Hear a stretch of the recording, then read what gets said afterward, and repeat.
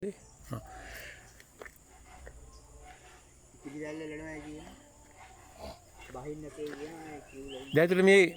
මේ ඇලේ සම්පූර්ණ උඩ කිවුල වගේ බැඳිලා තියෙනවානේ. මේ බැඳීම තුල මේකේ සාමාන්‍ය කොටසක් තියෙන දීවර ජනතාවගේ කොටසක් තියෙන මාළු අල්ලගෙන ඒ මාළු හදන ඒ කොටස් පිරිසක් තියෙන දීවර පිරිසට මොකද වෙන්නේ මේකෙන්ද? මිරිදිය මසුන් අල්ල ජීවත් වෙන කොටසක් ඇත්තටම ඉන්නවා.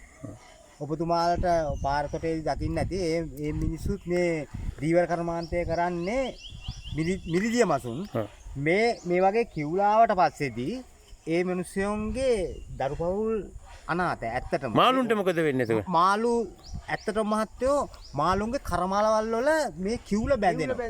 බැඳුනට පස්සේදී ඒ සත්තු උඩු පැල්ලියෙන් අතර ඉඳලා ඉවරලා දවසක් යනකොට මැරිලා යනවා. ඉතින් අර මිනිස්සු කවුරුවත් මේ මැරිච්ච මාළු ගන්න කැමති නෑනේ.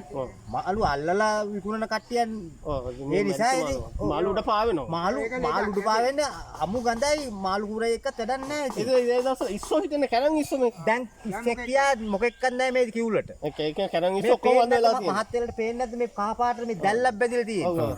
ඔව් නෑ ඒ දවස්වල අපි දන්නවා කැරන් ඉස්සෝ සාය නෑ. නැති මේ අගවත් කුළුණෙන් අගවත් අමුණෙන් කරන්න ඕනේ මේ කහවත් මේ සෝදර හරියකට මේක සුද්ධ කරන්න මේක තියෙන්නේ. දැන් ඔයාලා සුද්ධ කිරීමක් වුණාට පස්සේදී කිසි ප්‍රශ්නයක් වෙන්නේ නියං කාලෙදී කිරල කැලේ භූමියට අවශ්‍ය ජල පහසුකම් සපයන්න තමයි අගවත් අමුණ මෙතන හැදුවේ.